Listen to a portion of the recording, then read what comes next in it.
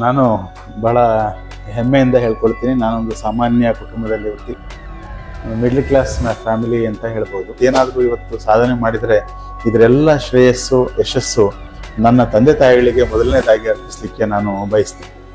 ಹುಡುಗರ ಜೊತೆ ಜಗಳ ಮಾಡೋದು, ಗಲಾಟೆ ಮಾಡೋದು ಇದೆಲ್ಲ ಇತ್ತು.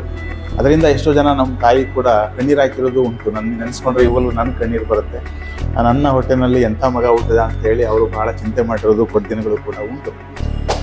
ಯಾರೂ ನಂಬಲ್ಲ ನಾನು 10th ಸ್ಟ್ಯಾಂಡರ್ಡಲ್ಲಿ ಫೇಲ್ ಆಗಿದ್ದೀನಿ ಅಂತ ಹೇಳಿದರೆ. ಇವತ್ತು 10th ಸ್ಟ್ಯಾಂಡರ್ಡ್ ಫೇಲ್ ಆಗಿ ನಾನು ಆ ಕಷ್ಟ ಸುಖ ಹೊಲ ಗದ್ದೆನಲ್ಲಿ ತೋಟ ಮಾಡೋದ್ರ ಮೂಲಕ ಆ ಕಷ್ಟದ ಅರಿವುಗಳು ನನಗೆ ಆದ ನಂತರ ನನಗೆ ಒಂದು ಜ್ಞಾನೋದಯ ಆಯಿತು.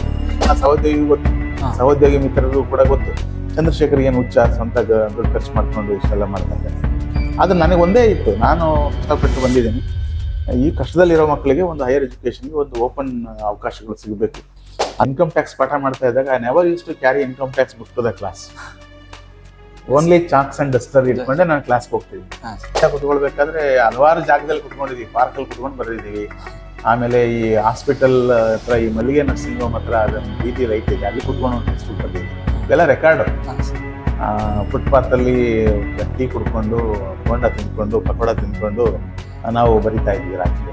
ಇನ್ನು ಸಂಡೇ ಅಷ್ಟು ಜನ ವಿದ್ಯಾರ್ಥಿಗಳ 4,000 ವಿದ್ಯಾರ್ಥಿಗಳ ಈ ಬಹುಶಃ ಅವರ ಸೇಫ್ಟಿ ಮುಖ್ಯ ಆಗಿತ್ತು, ನನಗೆ ಅತ್ಯಂತ ಮುಖ್ಯ ಆಗಿಲ್ಲ.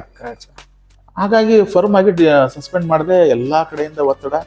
ಅದರಲ್ಲಿ ಒಬ್ಬ ವಿದ್ಯಾರ್ಥಿ ಶ್ರೀನಿವಾಸಪುರ ಕಡೆಯಿಂದ ಬಂದಿರೋನು, ಅವ್ರ ಪೇರೆಂಟ್ಸ್ ಅವರೆಲ್ಲ ಬಂದು ನನಗೆ ಯಾವ ಲೆವೆಲಿಗೆ ಮಾತಾಡಿದ್ರು ಅಂತ ಹೇಳಿದ್ರೆ, ನಿಮ್ಮ ಪ್ರಿನ್ಸಿಪಾಲ್ನ ಎತ್ತೀವಿ ಅನ್ನೋ ಲೆವೆಲಿಗೆ ಮಾತಾಡಿದ್ರು. ಹಾಗಾಗಿ ಬಂದಿದ್ದೀವಿ ಭೂಮಿ ಮೇಲೆ, ಬಂದು ಏನೋ ಹೇಡಿಗಳ ಥರ ಓಡೋಗೋದು, ಎದುರಿಗೆ ಕೆಲಸ ಮಾಡದೆ ಹಿಂಜರಿಯೋದು ಆಗಬಾರ್ದು.